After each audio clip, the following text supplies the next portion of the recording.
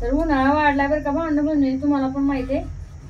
आणि आता फ्रीजचं पाणी म्हणायला लागले पिऊ नका, फ्रीजचं पाणी पिऊ नका. मग म्हणलं चला आता नवा माठा आणूस तर म्हणलं आता नवा माठा आणायचा म्हणलं 200-300 रुपयाला आहे की नाही.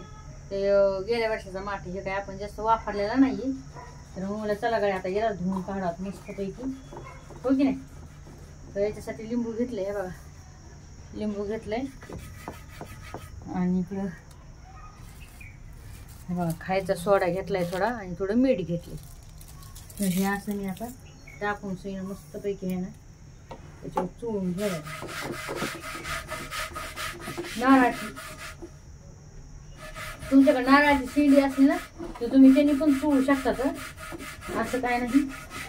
तर माझ्याकडे ही रस्सी आहे म्हणून ही रस्सी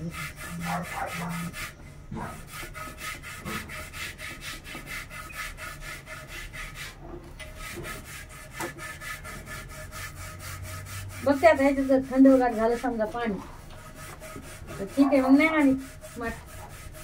आणि जर समजा नाही झालं समजा थंड तर मग आणावंच लागेल एक माठ. लय महाग आहे बघा माठ. पण तुम्हाला तर माहिती आहे तुमच्या गावाकडे कितीला आहे मला सांगा बरं, कळत नाही.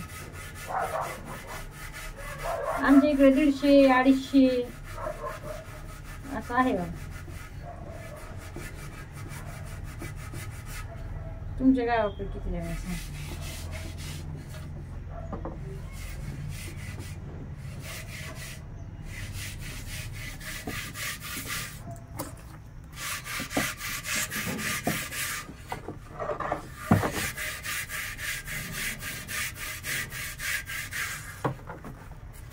काही मला एक गोष्ट शेअर करायची का वाहन म्हणजे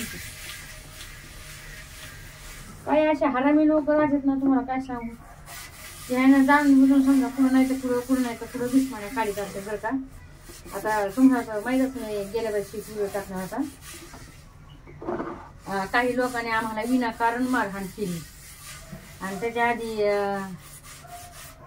एक माणसाने मी त्याचा व्हिडिओ काढला, म्हणजे मी त्याचा व्हिडिओ नव्हता काढला, मी आपला व्हिडिओ काढत होते मॉलमध्ये. तर त्याला वाटलं ही महाची व्हिडिओ काढायची काम.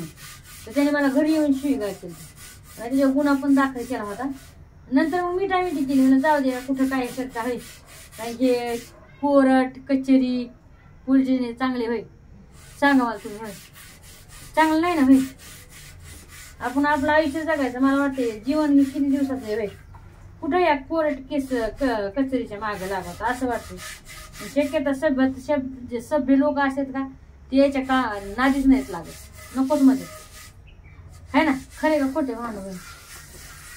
तर असे काही लोक आहेत की विनाकारण आम्हाला फसवण्याचा प्रयत्न केला जर का भांडण म्हणून.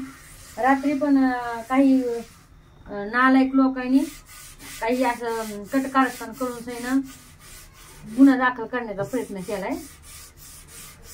पण मी एवढंच सांगणार काय माहितीये का, हे बघा शेवटी कर्म. तुम्ही जर विनाकारण जर कोणाला जर समजा छळत असताना विनाकारण जर तुम्ही कोणाला त्रास देत असताना त्याचा जीव किती तळतळ करतो. आज माझा जीव किती तळतळत असन आणि किती माझ्या जीवातून त्याच्यासाठी श्राप निघत असन हे माझ्या जीवाला माहिती. आणि विनाकारण जर कोणी कोणाला सतवलं ना आणि जर खरंच आपल्या ह्याच्यातून श्राप निघला म्हणजे लागणार म्हणजे लागणार. होय सांगा मला तुम्हाला काय वाटतंय भावना सांगा. पण असे काय आहेत बंडगुळे बर का, माईच्या भाडीवर जगणारे पिलावळ समजा काही ती जरा समजा लय जळतेच बघा. तसं पण तर आमची जिंदगी बरोबर केली समजा घरच्यांनी. एवढं मोठं नुकसान केलं हे तुम्हाला पण माहिती आहे. भांडण पण आता काय सांगू तुम्हाला. गाडी गेली नुकसान झालं एवढं मोठं पैशाचं ते व्हिडिओ टाकलेच मी तुम्हाला म्हणा. पण एवढं नुकसान म्हणजे घरचे पण तसेच आणि दारचे पण तसेच झाले. असं झाले बघा काही गोष्टी. कोणाला सांगून कोणाला काय करत होईल. पण विनाकारण मला वाटतंय कोणाला त्रास देऊ नये बाई.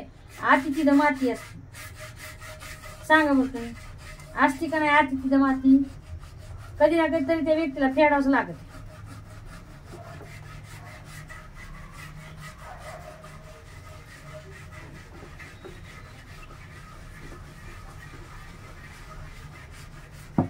मस्तपैकी मी घासून घेतलं बरं का. आता आतून घासून घेते जेणेकरून कसं माहिती आहे का,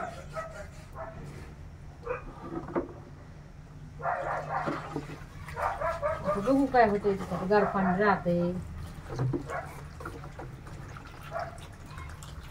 है ना.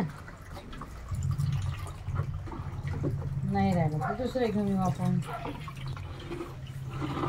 आतून घासते का बाहेर मोठा घासला ना